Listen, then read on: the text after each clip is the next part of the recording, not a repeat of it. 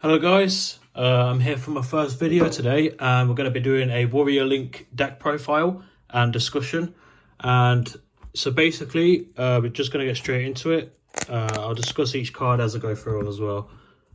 So yeah, if you're new here, by the way guys, please subscribe, comment down below saying what you think of the deck, what potential ideas could come up in the future, what you'd like to see as well. And yeah, I'll reply back to you as well. So yeah, just let me know and we'll get straight into it. So obviously the first card is, obviously we all know this one. This is Goki Suprex. As I call it, Rex. I just call it Rex, it's just easier. This card basically, when it's normal summoned, it can summon a Goki monster from the hand. It can be another Suprex even. And yeah, so it's just a really good starter in terms of getting through a load of hand traps and interruptions as well. It's really good into things like Gozen match as well and Floodgates. So yeah, it's such a strong card, especially with it being level 4. And 1800 attack is like really relevant as well. Because like you can just beat over silly things that might come up and you can just, yeah, you just get over them. Yeah, so Goki Suprex is really, really good. The next one we have is Free Headbutt, or as DB Grinder calls it, it's the headbutt. So basically I'm going to quote that from now on.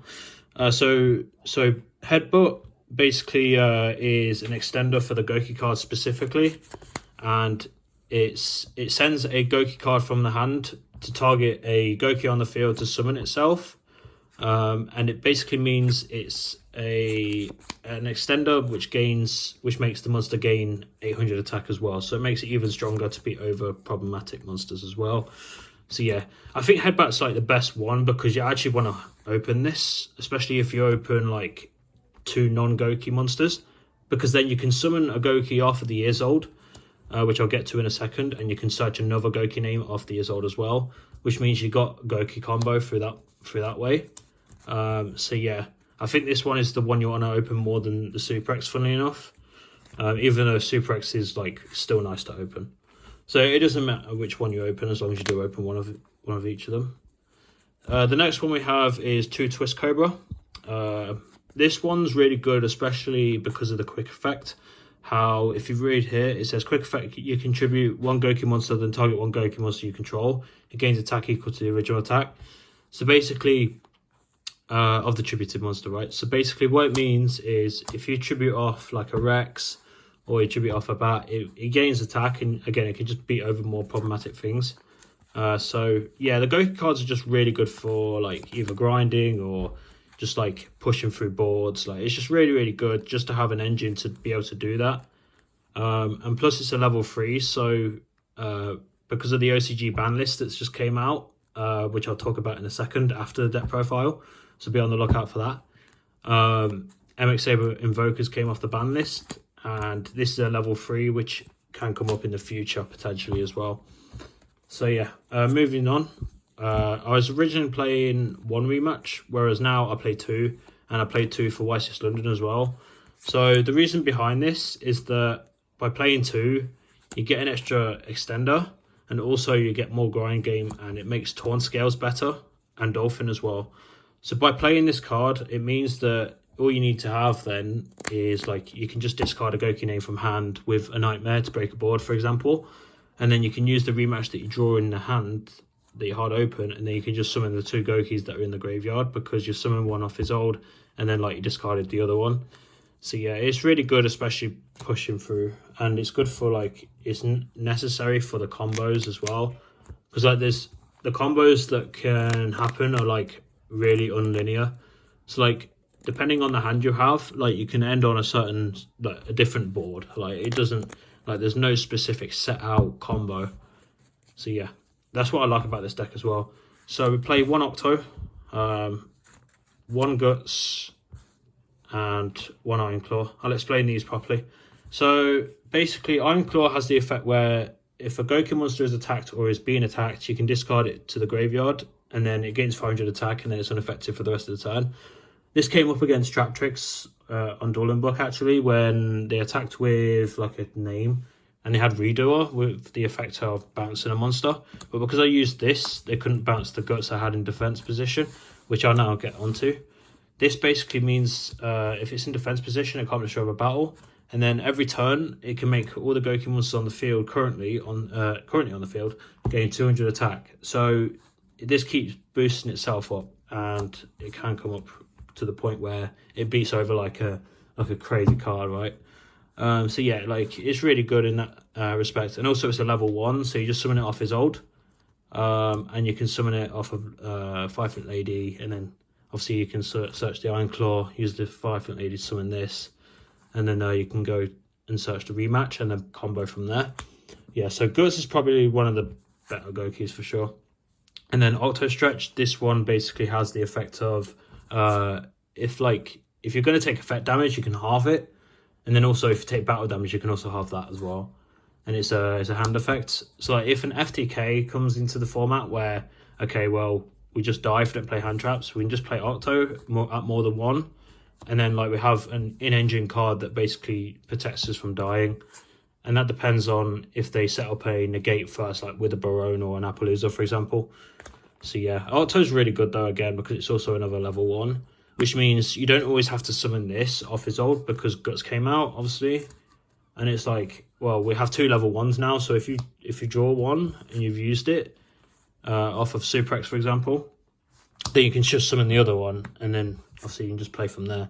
Whereas before it was 2 Octo Stretch, obviously in 2018 or whatever it was, and if you drew an Octo Stretch, it wasn't as good. And then that's it for the Goki engine. I think it's strong enough. You can play Scorpio if Wind is in the format, of course, but or Inspector Ward or something weird, like if it's a control heavy format, right? Like Scorpio can be played. But I don't think it's the format for it right now, so a bit of a don't receive there. But yeah, I don't think it's worth playing at the minute. And then we have the Infernoble engine, which I'm excited about for Duelist Nexus as well, so potentially that is something to look at. I know the Field Spell and the level 4 Infernoble are really, really good, and that is something I will be looking into for sure. Yeah, so we play 3 Durandal.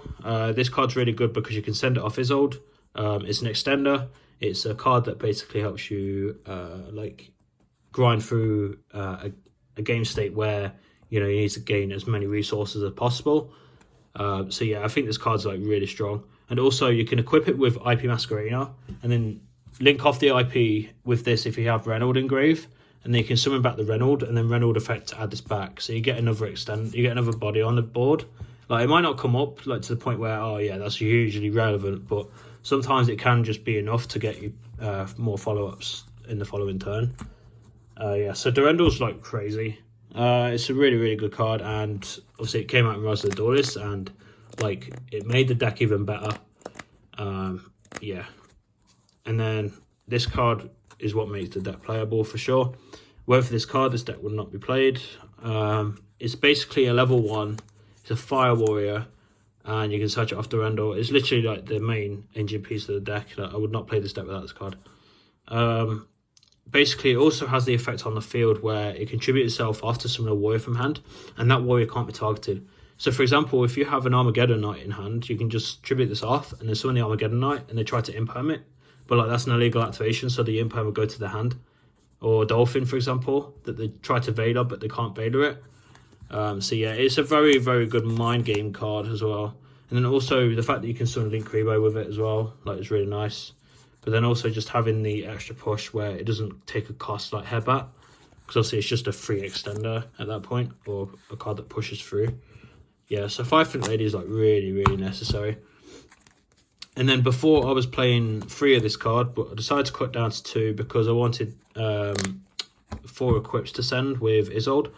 And I'll get to that in a second. So I played this because it's further extension for Infernoble Knight Reynold, which I'll get into in a second as well. It basically can add back from the graveyard or search. So basically that means if I send a Durandal to the graveyard or Reynolds engrave and I want to be able to add it back so I can get DDR follow-up, I can do that with this card. And also it's just further extension. So this card's just so strong. Yeah, if I could play 61 cards, I'd play 3 of this, but obviously because I'm playing 4 equips, I can't. But yeah, this card's really strong. And then I play, so I always toss and turn with this card. So I'm always like 3, is it 2, is it 3? But now I think it's a 2 of, because I don't want to see more than one of it in a hand, to the point where, okay, I drew 2 and I can't do anything with the second one. Whereas if I just draw 1, it's like, it's good for Connector, it's good for Dolphin because it's 2000, and Dolphin can snipe a monster with 2000 attack or less, which means the options are a lot more, there's a lot more options to hit. And then also like the fact that you can red layer loop as well is really strong. So like you can go red layer, if you have a red layer in graveyard, you can basically use its effect on the field to add it back to the hand, and then you can use that red layer later on to add back the other one when you link it off. So like that sort of combo is like really good as well. I really do like that. And then also the fact there's a fire as well is like really relevant. And then obviously we play 2 1-of Fire Warriors. This can come up to 2 or 3 depending on how dedicated you are to the Fire Warrior stuff. But this card here, so I'm going to put my deck box here so I don't have to hold on to the cards. So this one here basically means that you can like out so many things, and also you can just search it off Isolde.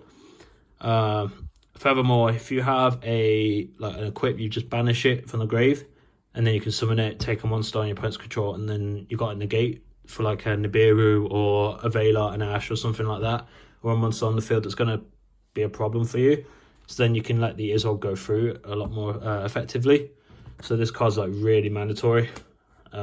And then Reynolds, obviously, I initially thought about, because when I picked up the deck again during COVID, I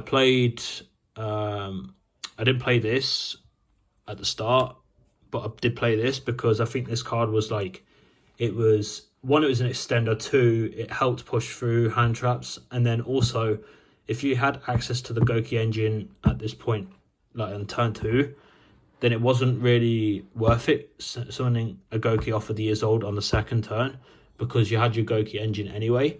Whereas if you summon this and then you send a Durendal and then you use its effect to add back the Durendal, you then get an extra extension where it's like, okay, well, I push through another interruption for free completely. So yeah, and plus it's a level 1, so that is really nice. And also it's really good into Shafter as well, or Dimensional Shifter.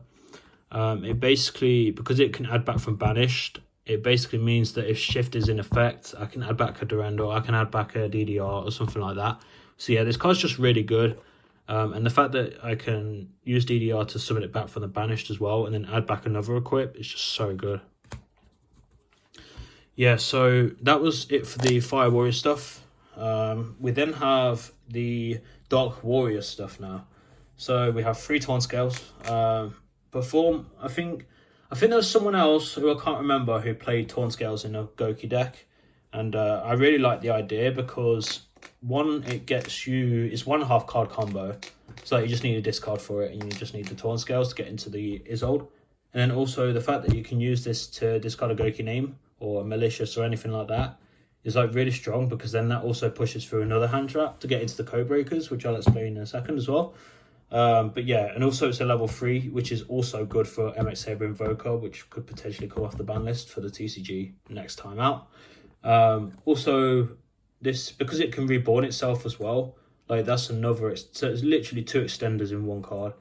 Like it's so strong, and people underestimate Torn Scales. Boots and Ancient Cloak, you have to play these. Even without Torn Scales, you have to play these, because this searches Boots, and then Boots searches both of the trap cards, which are Shade Brigandine and the Fogblade.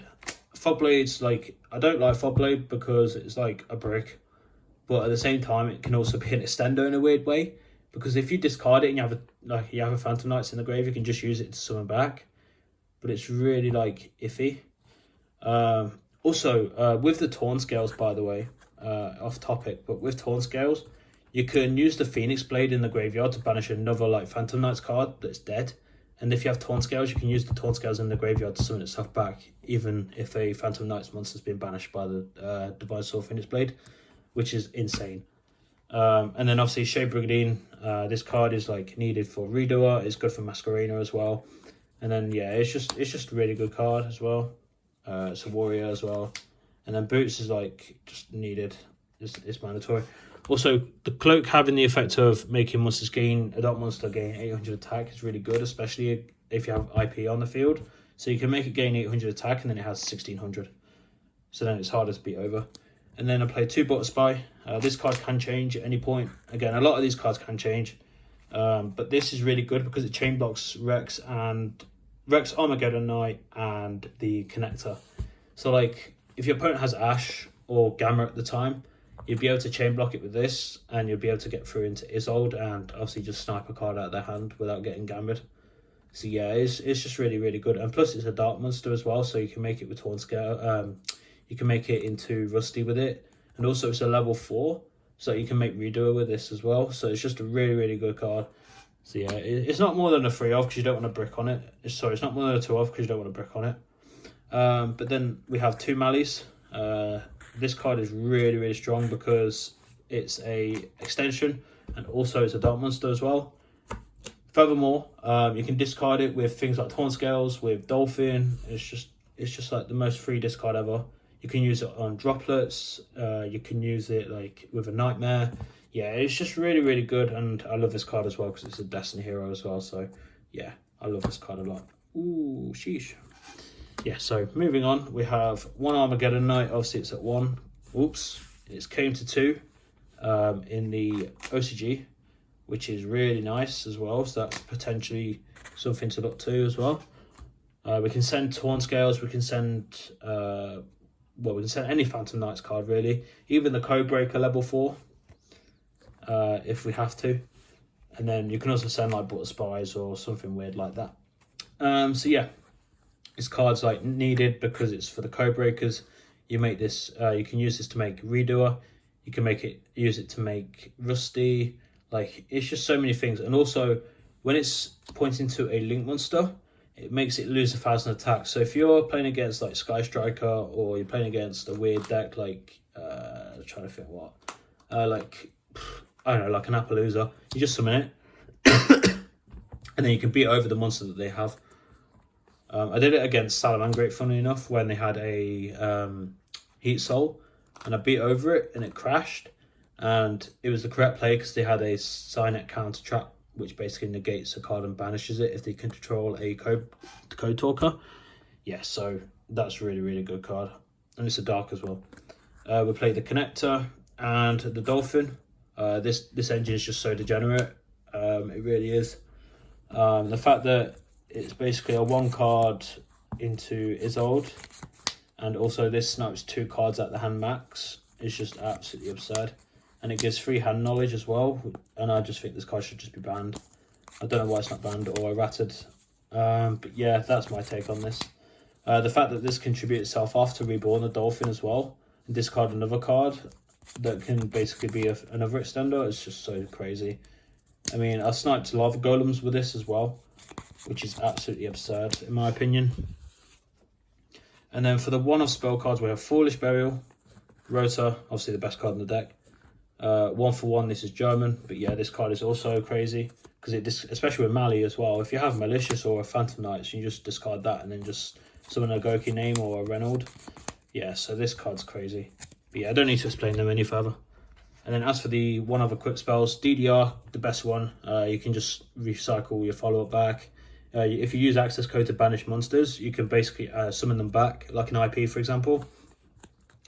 Divine Sword, Phoenix Blade, and you can set this off Nightmare Griffin, which I usually do if I banish Isolde, which means I get 3 copies of Isolde, which is insane.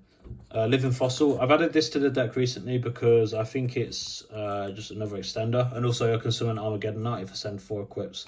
These 3 and a Durendal, and then I still have 2 equips in the deck for the level 1 Goki names, which means that I have more options, which is like really nice to have. And then as for the non-engine, I only play 12 in the main deck, but that can change after siding. We play 3 Forbidden Droplets. I've managed to get hold of this card finally. This card's absolutely absurd, especially in this deck, because you can send like Dead Warriors, send Gokis from the hand. You can send things like Phantom Knights, Malicious, monsters that are being targeted by your opponent's card effect. It's just absurd. And then the fact that it has damage, has the attack as well, which means that these problematic monsters just become a lot easier to beat over. The only issue is, though, it does lose to a Rise Heart and Shafter, but like I lose to them regardless anyway, so like there's no point even thinking about it. But that's why I side heavily for that sort of them sort of cards, or I just play differently to beat them. And then 3 Ash Blossom, this card's needed just because of branded, and obviously other things like Labyrinth. I respect them decks quite a lot, and it's like, well, I want cards to counter them. So yeah, this does that. And then a main deck in 3 Cosmic Cyclone. Me and Darberry were talking about this, and because every single deck in the format is playing some form of back row, like Fountain, Sprite Smashers, like Branded Beast, Branded Regained, Branded Lost, Branded in Red, like just loads of cards that are in the back row, even though they're a combo deck. But this card just counters them specifically, and also skill drain as well, and goes a match. I'm really scared of Floodgates, so I just don't want to lose to him. Yeah, so this card is like really needed, especially in the main deck right now. And then 3 Chalice. It was Nibiru, but then obviously I don't think Nibiru, like, because I went to locals yesterday and Nibiru was not good for me at all, and it's rarely ever came up. So yeah, I've took it out and I'm playing this because it's good in combination with Droplet, and also it's good because it can like chain to things, and it's not a trap card either, so it doesn't conflict with Shape Rig. So yeah, that card's really needed. And then 3 tokens. So these are the double do tokens, which are clean as hell. And then now, so we have the extra deck. So we have 2 Isolde. Whoops, camera went off there. 1 second. There we go. I'll probably just edit that out or something. Yeah, so 2 Isolde. This card's like really crazy. The arrows are nuts. The fact that it sends equips is nuts. Yeah, it's just everything about it's nuts, and I don't have to explain it too much. For the Nightmares, we play Nightmare Griffin, because with this can set down the Cosmics, it can set the Chalice, it can set Droplets, it can send, it can set like follow-up, like Rematch, DDR, Rotor, things like that. It's just so crazy. And the fact that it has the skill drain effect, where it can't, like, your opponent can't activate most effects, is insane. And then we play 1 Nightmare Unicorn. Yeah, this is just good with IP, it's good with breaking boards as well. And then we have Cerberus. Obviously it's just really good, like, it just destroys cards, we get protection. And also this, the fact that this, by the way, you can draw cards if you have these 2. Because what I tend to do is I have Unicorn and Griffin on the board, and I can have a Pot of Greed from the following turn. So yeah, it's really nice. And then we have Cerberus. This destroys, obviously, and it protects your monsters from card effects. And then Phoenix as well, this protects your monsters from battle and destroys spells and traps, which is really relevant right now as well. And then we have the Codebreakers, Virus Swordsman, and Berserker. Yeah, these cards are absurd because you can make them under Apo or Draco Masters, which I'll show in a second. But yeah, these guys just basically get like so many bodies to the point where you can just do whatever you want, near enough. These are literal custom cards. It's literally crazy. Yeah, the fact that they're dark as well, and the fact that they don't have to be linked summoned to use their effects as well. So like if you've used it already and like you can't access like the Codebreaker level 4, for example, you just banish this and then like use it in the following turn with DDR to summon back to the link zone, and then use this effect to summon the level 4 again. So like the fact that you can just keep doing it is absolutely absurd. And then you can also use this effect in the grave as well if it's destroyed by battle or by card effects, I believe. Yeah, by a card, yeah. By opponent's card. And then you can just summon it back and then use this effect again to summon a level 4. And the fact that you can summon from hand, deck or grave means if you draw the brick, it doesn't mean that you can just, like, you just lose straight up. And then Rusty, obviously we know we play Rusty. This also has the effect where it can pop a card as well if you summon a Redoer, so going second is good as well. Draco Masters, this is needed for the Link Arrows, and also if we control this with the Shade Brigandine only, you can just pop a monster on the opponent's field as well. It's not came up yet, but it can. Apo, again, the Link Arrows, and obviously in Monster Negate, you have to play this card. It's good against Bestials as well, so yeah, you just have to play it. IP, this card's like insane. You can make Cavramax with this as well, and then it can't destroy card effects as well, so like it's just absurd.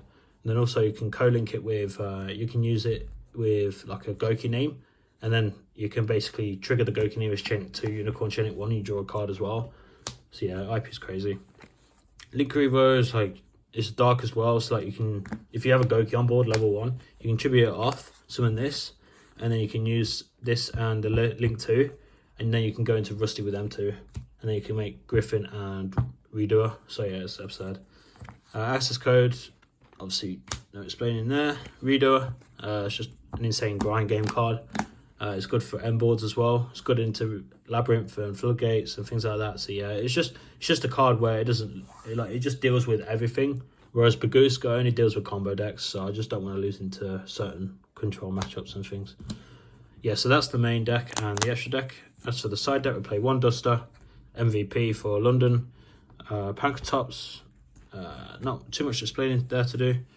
3 Dark Ruler. Dark Ruler is just good as a card where you don't have to think about it. There's not much brain power behind it, which is why. And then 2 enemy controller. This card's nice, especially when you have a Goki name like Suprex. You contribute the Rex and dodge imperms and things like that. Book of Moon. It's good into Kashtira, especially going first, because you can set their unicorn and then they just usually pass unless they have birth. You have other things as well, which is really good into 2 Twin Twisters. I really respect back row decks and things like Unit Fountain. Yeah, I just don't want to lose them decks, and I'm just like, well, if they play them cards, I can just take out the droplets and the chalices for this. So yeah, and then 2 Ghost Spell. Ghost Spell's really good into Branded. It's good into Labyrinth, Fountain. Like it's just a really balanced card as well, especially with Bestials as well. So you just stop a Bestial with it. And then 2 Lightning Storm because it's at 2 for some reason. Yeah. So yeah, that's the deck profile. I hope you guys enjoyed it. Be on the lookout for more videos as well. So I'll probably upload a video in the next couple of days regarding combos and things like that.